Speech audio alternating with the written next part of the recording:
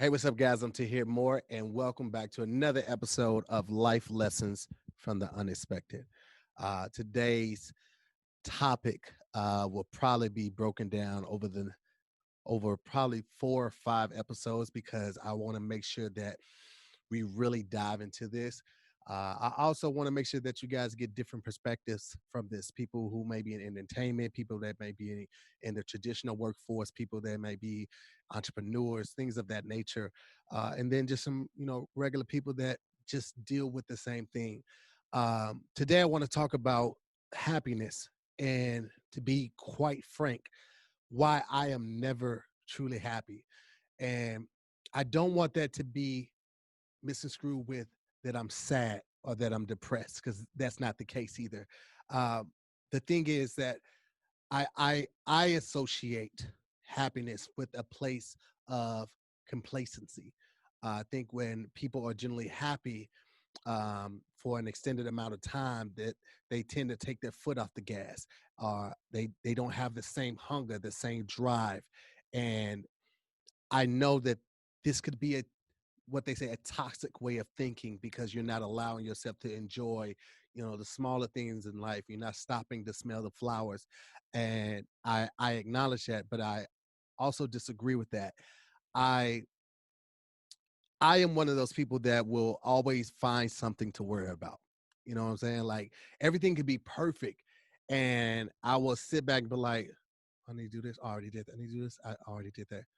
What about next year? I can start on next year. Oh man, I'm so behind on next year. I will find something to worry about. And the gift and the curse of that is that I will always be productive. I'm always going to be ahead of the curve. I try not to be behind the ball. I want to make sure I'm always on task. The negative side of that is that I tend to not spend as much time with family or relaxing, or not be so hard on myself. I was having a conversation with Farron um, a little while ago, and I was telling her there are so many shows that I want to binge watch. Right, like I just recently got into Dexter, and I want to sit down and just knock it all out. Um, but probably about an episode and a half in, I feel like I am just lazy as shit. Right, I feel like I hear that little voice in the back of my head talking like, "This is why you're not famous. This is why you aren't, further in your career. This is why you haven't made it yet, because you're watching somebody else live their dream and you're not chasing yours." That is what always happens when I try to relax. With a couple exceptions. Like, I allow myself exception to go to the movies. When I'm making a playlist, when I'm listening to music, when I'm driving, obviously when I'm sleeping, those type of things I tend to allow myself to do. But like the things that most people really enjoy doing, I can't just sit there and do anything. Even with sports, like when it comes to football, aside from the controversy, I can't sit down and watch 2 hours people playing sports, because I feel in my heart of hearts they're living their dream. They've already made it to the level where they're living their dream. Now, they might not be the biggest sports player on that team, right? But they're living their dream. What they went to college, high school for, what they trained all of those hours for, all of that, um, they're doing it. And I'm sitting back watching them enjoy their life and enjoy their dream. Now, I know there are going to be people that say, well, they can't live their dream without you supporting them in that fashion. And that's true. You're not wrong with that. I am not trying to argue that. I also realize that there are people are different, you know, like my dreams may be here, and another person's dreams in my mind might be here, because they're fine with being a store manager or being a general manager. That's good for them. That may have exceeded their expectations for what they wanted, right? But my expectations exceed that, so I want bigger and more things. So for them, watching football on a Sunday could be the highlight of their week. That could be one of the goals they set for themselves. I want to be able to have a nice house with a big TV and a nice family that I can sit around and enjoy football with on Sundays. That could be their goal. So I'm not disputing that players and other entertainers need an audience. I'm not disputing that at all. I'm just telling you how I feel in those moments. I feel guilty for relaxing.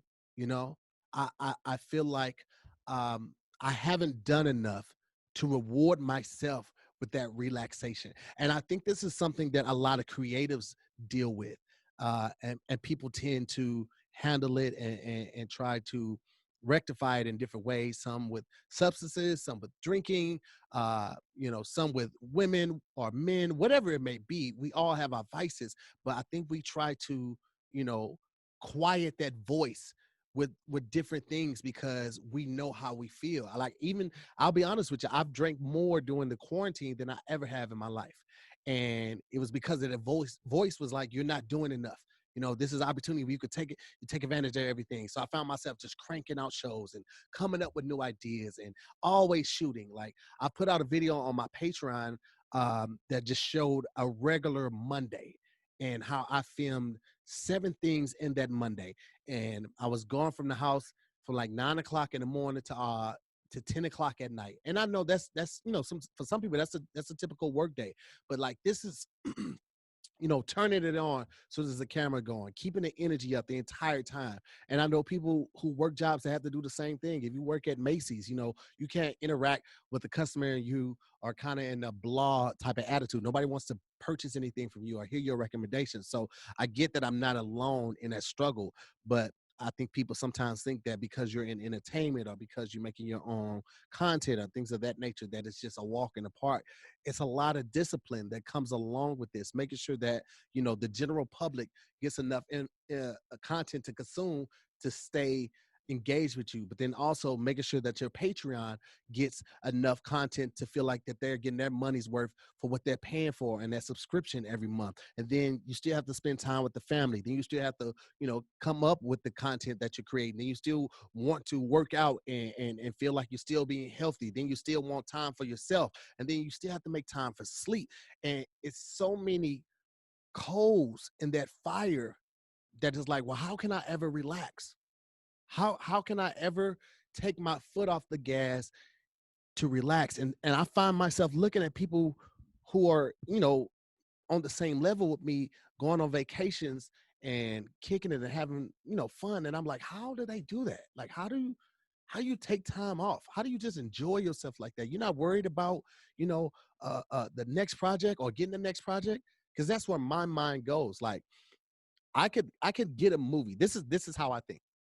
And I know that it's a problem and I need to change this mindset, but I just want to give you insight to it.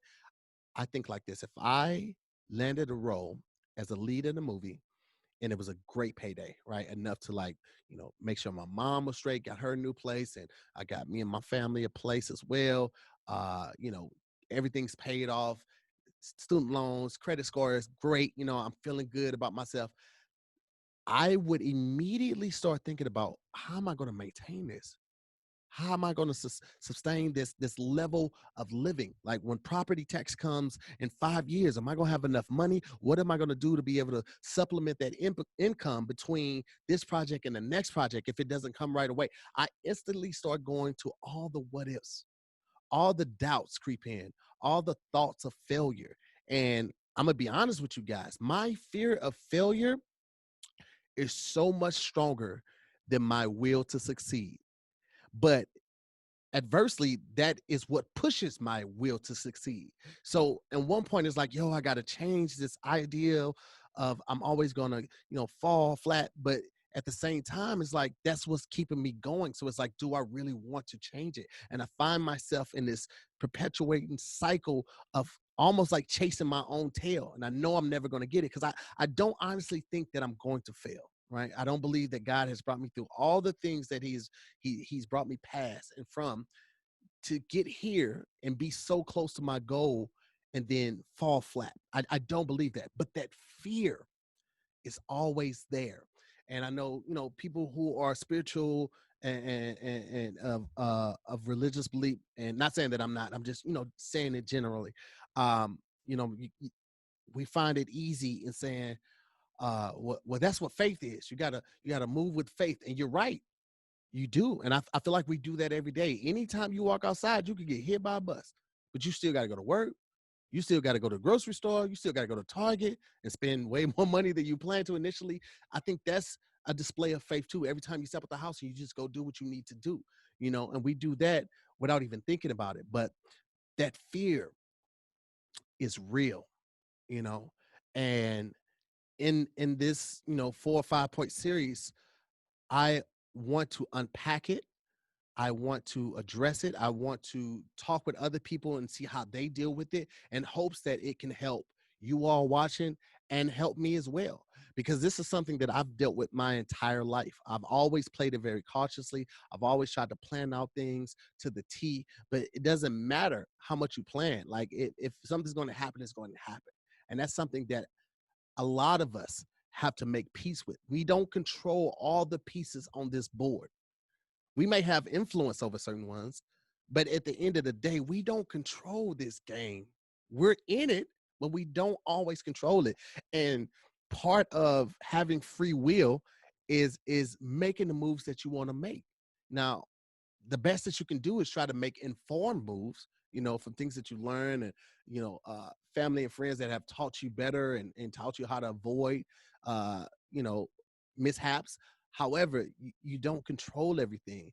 And I'm trying my best to not completely change that mindset of not being happy, but at least alter it to a place where I can enjoy happiness, even if just for a week.